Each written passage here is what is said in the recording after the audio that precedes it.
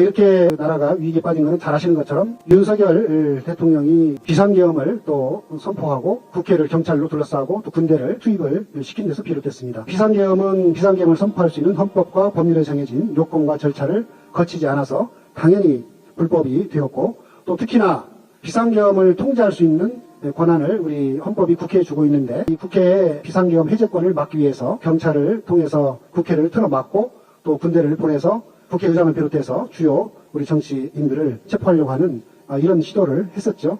다행히 국민들께서 또 막아주셔서 우리 국회에서 그 탄핵을 해제하는 결의를 했습니다. 이러한 행위는 우리 헌법이나 또 법률에 위반된 행위로 여러 가지 우리 판례나 이런 것도 비춰보면 명백히 내란 행위에 해당하는 것이고, 윤석열 대통령은 그 내란죄의 그 수괴에 해당한다, 이렇게 보는 것이 명백합니다.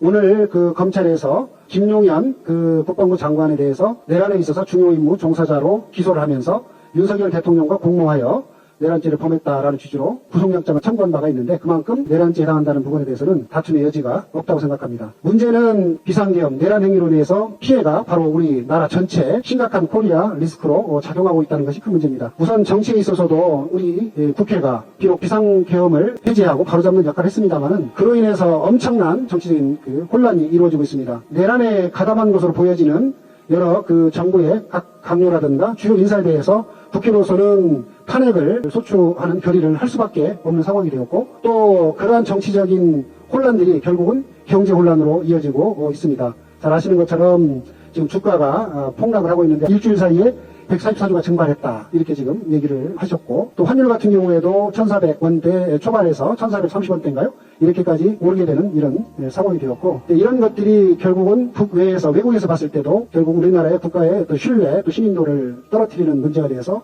계속해서 경제 위기를 확산시키고 있는 이러한 심각한 상황에 이르고 있죠. 대한민국의 리스크에 그러면 원인이 뭐냐? 잘 아시는 것처럼 그것은 바로 대통령 리스크. 우리 이재명 대표께서도 예전부터 예견에서 말씀했던 것처럼 코리아 리스크의 가장 원인은 대통령 리스크다, 윤석열 리스크다, 이렇게 얘기를 했는데, 이번 사태를 보면서 분명히 대통령 리스크가 이 코리아 리스크의 원인이다라는 걸 우리가 확인할 수 있었다고 생각합니다. 그러면 지금 우리가 고민해야 될 부분은 바로 어떻게 이 문제를 해결할 것이냐라는 건데요. 해법은 결국은 코리아 리스크의 원인이 되고 있는 윤석열 대통령은 결국 정상적으로 직무를 수행하는 것이 불가능한 상태에 있다, 우리가 그걸 확인했고, 이 점에 대해서는 한동훈 국민의힘 대표마저도 윤석열 대통령이 직무를 수행하는 것이 불가능하다, 이렇게 얘기를 했죠. 그러면서도 해법으로 내세우고 있는 것이 질서 있는 퇴진이라는 이상한 해법을 내놓으면서 탄핵으로 이런 그 직무를 정지시키는 것에 대해서 동참하지 않고 거부를 했습니다. 그런데 여러분 한번 곰곰이 생각을 해보십시오. 질서 있는 퇴진이라고 하는 것이 과연 가능한 해법인가? 우선 그 질서 있는 퇴진이라고 하면 질서 있는 조기 퇴진이라는 건데, 이 조기라는 것이 언제인지가 아주 불투명하지 않습니까? 내일일 수도 있고, 한 달 뒤일 수도 있고, 1년 뒤일 수도 있고,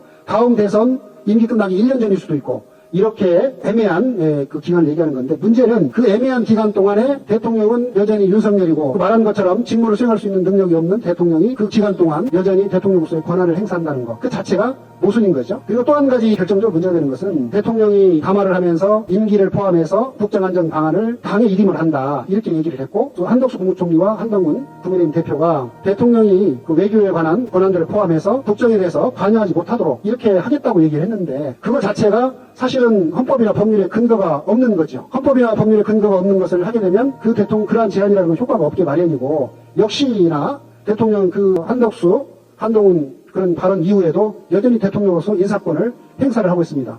더욱이 문제인 것은, 대통령이 그러면 정상회담을 하거나 우리 국가 이익을 위해서 해야 되는데, 대통령이 못한다면 그것을 과연 총리가 할 수 있을 것인가? 할 수가 없겠죠. 그래서 실제로 그렇게 되면 우리 대한민국의 국가적 위기, 혼란이 정리되는 것이 아니라 더욱더 심화될 수밖에 없다라고 하는 점에서 질서 있는 조기 퇴진이라고 하는 것이 얼마나 허구인지 우리 국민들께서 충분히 알 수 있을 거라고 생각합니다. 그러면 이 문제를 어떻게 해결할 것이냐? 결국은 혼란스러운 걸 정리하는 것은 우리 헌법과 법률에 정해진 원칙대로 하는 것이 맞다. 대통령이 직무를 수행할 수가 없게 되면 본인이 사임하면 됩니다. 사임하고 대통령 선거를 바로 치르면 되는 것이고, 거리가 되는 거죠. 사임하면 거리가 되는 것이고, 거리되면 또 대통령 선거를 치르게 되는 것이고, 그리고도 만약에 본인이 사임하지 않으면 우리 국회가 탄핵 소추를 의결해서 헌법재판소의 결정을 거쳐서 대선을 치르면 되는 겁니다. 이것이 헌법과 법률이 정해놓은 것이기 때문에 이런 방법으로 해결하는 것이 가장 혼란을 없이 헌정제서로 해결하는 방법이다. 회복하는 방법이다. 과거에 우리가 이건 역사적으로 확인을 했죠. 이미 박근혜 대통령 탄핵 당시에 1000만의 우리 국민들이 탄핵을 요구했고 국회에서 또 탄핵 의결을 하고 헌법재판소에서 탄핵 재판을 하고 대선까지 치렀지만 그 과정 속에서 누구 하나 다치지 않고 우리가 정말 혼란 없이 그 민주주의 회복 과정을 거쳤습니다. 외국에서는 우리 대한민국의 정말 성숙한 민주주의에 대해서 찬사를 보냈죠. 저는 그런 경험으로 봤을 때 이번에도 가장 이런 국가적 위기를 해결하는 방법은 대통령을 탄핵하는 것이 가장 정답이다. 탄핵이 답이다. 지금 이제 이번 토요일 날 탄핵에 대해서 우리 국회 본회의에서 다시 한번 의결을 하게 되는데 우리 나라와 정말 우리 국민을 생각한다면 국민의힘 우리 의원들께 간곡하게 호소를 드립니다. 우리 국민의힘 의원들도 당보다 국가를 더 먼저 생각하고 공당의 위치를 생각한다면 당연히 탄핵에 참여하는 것이 답이다. 만약에 끝까지 국민의힘이 참여하지 않는다면 결국은 이 나라의 주인인 주권자인 국민에 의해서 심판받게 될 것이다라는 점을 경고하면서 말씀을 드립니다.